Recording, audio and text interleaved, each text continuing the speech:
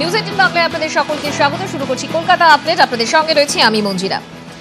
News 18 বাংলার খবরের জের পেট্রাপোলে অন্তঃসত্ত্বার শ্লীলতাহানি, অন্তঃসত্ত্বা এবং তার স্বামীর কাছে ক্ষমা, এসএমএস করে ক্ষমা চাইল অভিবাসন দপ্তর। একই সঙ্গে তদন্তের আশ্বাস অভিবাসন দপ্তরের। বিস্তারিত জানবো, টেলিফোনে রয়েছেন আমাদের প্রতিনিধি ভেঙ্কটেশ্বর লাহিড়ী। ভেঙ্কটেশ্বর, অভিবাসন দপ্তর থেকে ঠিক কি বলা হয়েছে?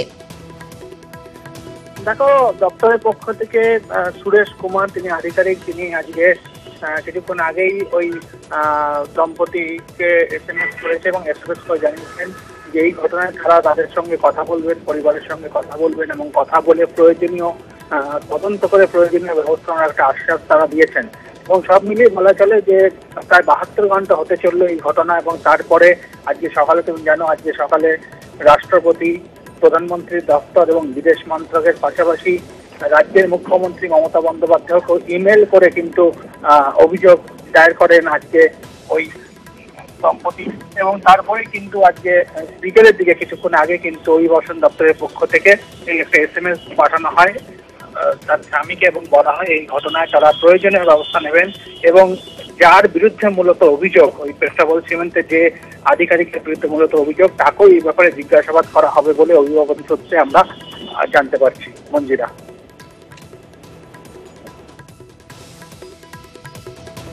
ধন্যবাদ। কথা বলছিলাম প্রতিনিধি ভেঙ্কটেশ্বর লাহিড়ীর সঙ্গে।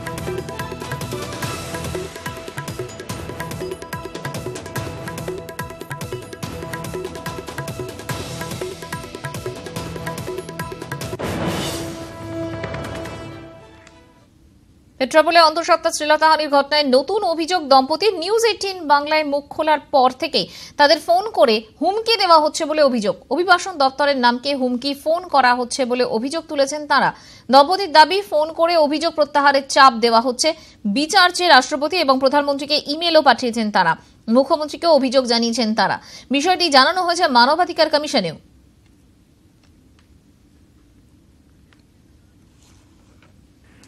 Yes, can we talk now? At that moment I was not well because I am under serious depression. I am outside traveling. Okay. So what is there to talk? I just have spoken to you. Yes. And remaining further, you can always come to office. Okay. Is there anything important? See, the main thing is that you was... If you have to say anything, you may say. Yes, let me hear. See, I am at no fault over here. The miss agony which has happened in my family, I cannot. It is priceless. Listen, Anand. Yeah. This is I am not hearing properly. So we can speak later. Once I am free, maybe tomorrow I will give you a call. Tomorrow. Is it okay? Okay. Hello. Okay. May I know your name, please? Pardon? May I know your name, please? Hello. May I know your name, please? Hello. May I know your name, please? Hello. Yeah, may I know your name, please? Sir, Kolkata is everywhere. It should be. So, Any problem with that? no. See, I am talking to you, so may I know your name? That's what I was asking. It's a simple thing. অর্থাৎ নতুন করে অভিযোগ ওই দম্পতির। News 18 বাংলায় মুখ খোলার পর থেকেই তাদের ফোন করে হুমকি দেওয়া হচ্ছে বলে অভিযোগ। অভিবাসন দপ্তরের নামে হুমকি ফোন করা হচ্ছে বলে অভিযোগ এবং অভিযোগ তুলে নেওয়ার কথা বলা হচ্ছে। দম্পতির দাবি, ফোন করে অভিযোগ প্রত্যাহারের চাপ দেওয়া হচ্ছে।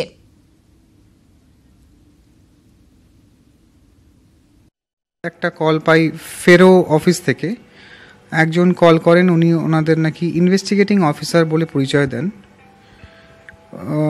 পরিচয় দিয়ে আমাকে ইনডাইরেক্টলি থ্রেট করেন, বলেন কি হ্যাঁ আপনি তো মিডিয়ার সঙ্গে কথাবার্তা বলছেন, তো আপনি মিডিয়ার সঙ্গে কথাবার্তা যে বলছেন আপনি এটা ঠিক করছেন না, আপনি আপনার কেসটা অন্য জায়গায় চলে যাওয়ার মতন অবস্থায় আছে। তাদের তরফ থেকে না কোনো স্টেপ অফিসিয়ালি কোনো কিচ্ছু করা হয়নি। তাদের তরফ থেকে কোনো ফোন কল পাইনি। ফোন কল তো দূরের কথা, পাল্টারও থ্রেট কল পাচ্ছি। সেই যে ডিপার্টমেন্ট, তাদের তরফ থেকে আমি একটা মেন্টাল সান্ত্বনা, মেন্টাল স্যাটিসফ্যাকশন যেটাকে বলে, একটা মানসিক সান্ত্বনা পাবো, সেটা তো পাচ্ছি না, বরঞ্চ আরও হুমকি পাচ্ছি, লাইফ রিস্ক। এবং এই অভিযোগের পরেই তারপর কর্তৃপক্ষ তারা তদন্তের আশ্বাস দিয়েছেন। অভিবাসন দপ্তরের তরফ থেকে আশ্বাস পাওয়া গিয়েছে, তদন্ত করে দেখবেন তারা গোটা ঘটনা।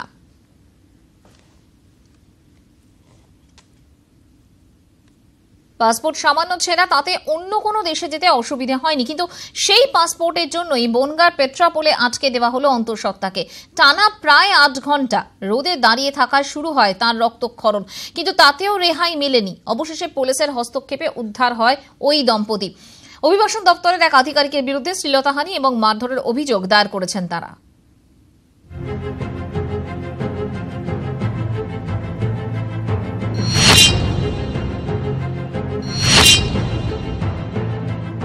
অভিযোগকারীর বাড়ি বাংলাদেশে, বিবাহ সূত্রে তিনি ভারতীয়, স্বামী বালিগঞ্জের বাসিন্দা, পেশায় চলচ্চিত্র পরিচালক।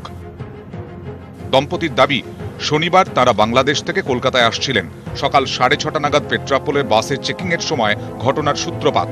অভিযোগ, মহিলার পাসপোর্ট সামান্য ছেঁড়া থাকায় তাকে এদেশে ঢুকতে দেওয়া হবে না বলে জানিয়ে দেন অভিবাসন দপ্তরের আধিকারিক তপন দফাদার। কিন্তু দম্পতির দাবি, এই পাসপোর্টের জন্য অন্য কোথাও তাদের আটকানো হয়নি। এ নিয়ে শুরু হয়ে যায় বচসা। স্ত্রী অন্তঃসত্ত্বা একথা জানিয়ে স্বামী বারবার আবেদন করলেও তা কানে তোলা হয়নি বলে অভিযোগ। দম্পতির দাবি, বাস থেকে নামিয়ে পেট্রাপোলে তাদের ঘণ্টার পর ঘণ্টা কার্যত আটক করে রাখা হয়। তাকে খুব রিকোয়েস্ট করা হয়, হাতে পায়ে ধরা হয়, এমনকি আমি তাকে হাত জোর করে বলি, আপনি আমার বাবার মতো, আমি প্রেগনেন্সির আমার খুব পেইন হচ্ছে, স্যার আমাকে যেতে দিন।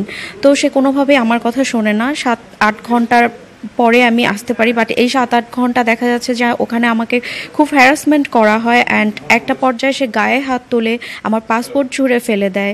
আমার পর্যন্ত গায়ে হাত তোলেন এবং অনেক খারাপ খারাপ কথাবার্তা পর্যন্ত বলেন। এবং এটা আমাদের সঙ্গে না, ওখানে অনেক আরও ট্যুরিস্ট ছিলেন, তাদের সঙ্গে সেমভাবে উনি কাজ করেন। শেষমেশ দম্পতির পরিবার পেট্রাপোল থানার পুলিশকে বিষয়টি জানায়। তারা গিয়ে দম্পতিকে উদ্ধার করে। অন্তঃসত্ত্বাকে নিয়ে যাওয়া হয় বনগাঁ হাসপাতালে। শনিবার রাতেই শ্লীলতাহানি, মারধর ও ঘুষ চাওয়ার অভিযোগ দায়ের করা হয় থানায়। পরিবারের দাবি, অন্তঃসত্ত্বার বাবা শেখ হাসিনার চিকিৎসক। আমি দরকার হলে দিল্লি পর্যন্ত যাব। I will even go to PMO, I will even go to Sushma Swaraj office if it's needed, and even to Human Rights Commission. আমার শ্বশুরমশাই যেই এরিয়ায় থাকেন ওনাকে সবাই ডাক্তারবাবু বলে চেনেন, এবং শেখ হাসিনার সঙ্গে আমার শ্বশুর ফ্যামিলির খুব ভালো রিলেশনশিপ আছে। অন্তঃসত্ত্বার এখন একটাই চিন্তা, শনিবার পেট্রাপোলে যে ভয়াবহ অভিজ্ঞতা হলো তার জেরে গর্ভস্থ সন্তানের কোনো ক্ষতি হবে না তো? ক্যামেরায় পিন্টু সরকার ও জিয়াউল আলমের সঙ্গে ভেঙ্কটেশ্বর লাহিড়ী, নিউজ 18 বাংলা। 21 দিনের গেরোয় কমিশন, মনোনয়নের বাড়তি দিনেও ঝামেলা। ফের আদালতে যাচ্ছে বিরোধীরা, আবার মনোনয়নের দিন ধার্য হবে। আদালতের এমন নির্দেশের আশঙ্কায় কমিশন। পোলের হাটে মনোনয়ন নিয়েও সমস্যা। ফের মনোনয়ন হলে 21 দিনের হিসেব। ভোটের দিন ঘোষণার অপেক্ষায় নির্বাচন কমিশন। আজ রাজ্যকে বৈঠকেও ডাকেনি কমিশন। এ বিষয় নিয়ে আমরা কথা বলেছিলাম আমাদের ব্যুরো চিফ সপ্তর্ষি সোমের সঙ্গে, শুনবো তিনি কি বলেন। আসলে নির্বাচন কমিশন হাইকোর্টের নির্দেশে আজকে মনোনয়নের যে বাড়তি দিন ঘোষণা করেছিল, সেই দিনেও নতুন করে অশান্তি, সংঘর্ষ এবং ঝামেলার বিভিন্ন রকম তথ্য প্রকাশ্যে এসেছে, ছবি প্রকাশ্যে এসেছে এবং অভিযোগ উঠেছে। এই অবস্থায় দাঁড়িয়ে নির্বাচন কমিশনকে মাথায় রাখতে হচ্ছে, তারা নির্বাচনের দিন ঘোষণার পরে নতুন করে ইতিমধ্যে খবর এসেছে যে বিজেপি, কংগ্রেস এবং সিপিআইএম তারা আগামীকাল ফের কলকাতা হাইকোর্টে আবেদন জানাবেন। তাদের আবেদন থাকবে, আজ মনোনয়নের বাড়তি দিনেও রাজ্য জুড়ে যেভাবে হিংসা হয়েছে তারা মনোনয়ন জমা দিতে পারেননি এবং সেই কারণেই তারা আগামীকাল ফের আদালতে যাচ্ছেন। এই অবস্থায় দাঁড়িয়ে নির্বাচন কমিশন আগে ভাগে যদি কোনো দিন ঘোষণা করে দেয় নির্বাচনের, তাহলে নতুন করে হাইকোর্টে মামলা হলে, এবং সেক্ষেত্রে একটা আশঙ্কা কমিশনের রয়েছে, হাইকোর্ট না আবার নতুন করে নির্বাচনের মনোনয়ন জমার দিন বাড়ায়। যদি মনোনয়নের বা দিন বাড়ানো হয় তাহলে সেক্ষেত্রে আবার 21 দিনের পার্থক্যের কথা মাথায় রাখতে হবে। অর্থাৎ পশ্চিমবঙ্গের যে পঞ্চায়েত নির্বাচন সংক্রান্ত আইন রয়েছে, সেই আইনে স্পষ্ট বলা রয়েছে যে যেদিনকে শেষ মনোনয়ন হবে তারপর 21 দিন বাদে নির্বাচনের দিন ঘোষণা করা যাবে। অর্থাৎ এক্ষেত্রে এই 21 দিনটা অত্যন্ত গুরুত্বপূর্ণ।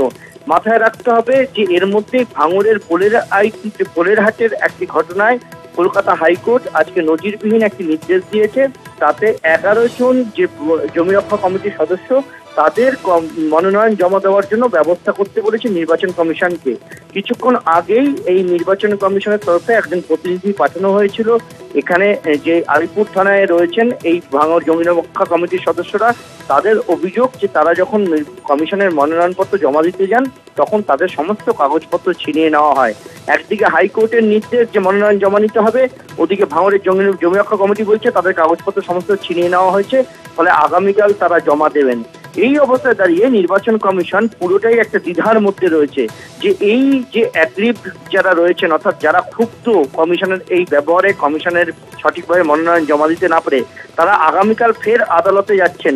এই অবস্থায় দাঁড়িয়ে যদি আদালত আবার নির্দেশ দেয় যে মনোনয়নের সময় বাড়াতে হবে, তাহলে কিন্তু এই 21 দিনের পার্থক্য বজায় রেখেই নির্বাচনের দিন ঘোষণা করতে হবে।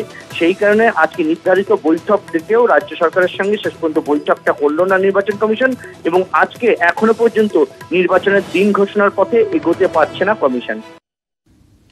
এখন পড়ে আছে অযত্নে, কিন্তু আগামী দিনে দক্ষিণ কলকাতার বিক্রমগড় ঝিলই ঝকঝক করবে, হয়ে উঠবে শহরের নতুন গন্তব্য। আশা কলকাতা পুরসভার, তাদের পরিকল্পনা এই ঝিলেই ভাসমান সোলার প্যানেলের মাধ্যমে তৈরি হবে বিদ্যুৎ, পাশাপাশি ঝিলটিকে সাজানো হবে। দেখে কে বলবে ঝিল? কচুরিপানায় ভর্তি, যেখানে সেখানে আবর্জনা।